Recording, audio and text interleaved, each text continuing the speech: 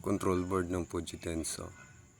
Ayan o, ininject ko ng 12 volts muna kasi no power kasi yan eh. Para malaman ko lang kung okay yung pinaka-display niya at saka yung system niya. Ayun o, okay naman, gumagana naman siya.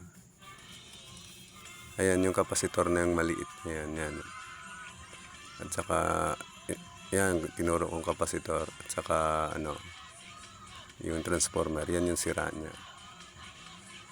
Sinaihian niya ng daga eh. Open yung transformer na yan. Ayan o, gumagana na siya. Ayan, Fujitenso. Sana makatulong sa iba. Para hindi nagpapariwind kagad ang transformer. Yan, sira naman pala yung system. Wala rin kwenta yung pagpapariwind.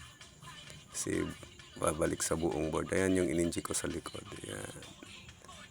Yung output yan ng tawag nito ng transformer.